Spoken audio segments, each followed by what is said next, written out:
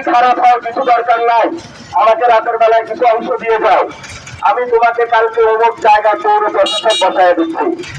একে একে পুরো বাংলাদেশের সকল উপজেলা উনি তবে দখল দিল এবং জেলা প্রশাসকের সব অভদ্র লোকদের উনি বসিয়ে দিল। বিভিন্ন জায়গায় যারা সমাজের শীর্ষ সন্ত্রাসী তাদেরকে মেয়র পদে বসাইল।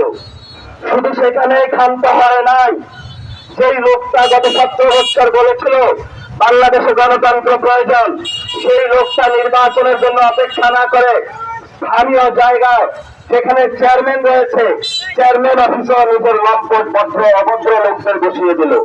তা আমরা মির্জা ফখরুলের এই দোকানের নাম দিয়েছি হালাল মদের দোকান।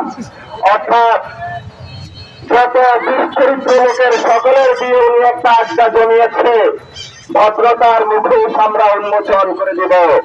উনি তো রাষ্ট্রপতি তো দূরের কথা, আমি বলেছি বাংলাদেশের কোন মন্ত্রী হওয়ার যোগ্যতা ওনার নাই। যদি থাকতো তাহলে কি অসভ্য লোকের মতন এইভাবে বিভিন্ন জায়গায় কি লোক বসাইতে নেই? এটা কোনো সভ্য মানুষের কাজ হইতে পারে না। আমরা আপনাকে বলবো ফখরুল ভাই, গদিতে বসার পরে কি হয়েছে আপনার? গুনটুন কম হয় নাকি অন্য কোনো সমস্যা হয়েছে? আমরা বলবো এখনো সময় আছে, হেদায়েতের পথে আসেন। যদি না আসতে পারেন বাইতুল মুকাররমের যিনি খতিব আছে তার কাছে যান, উনি আপনার হেদায়েতের ঝাড়ফুঁক দিবে, হয়তো বা আপনার এইসব অশুভ জায়গা থেকে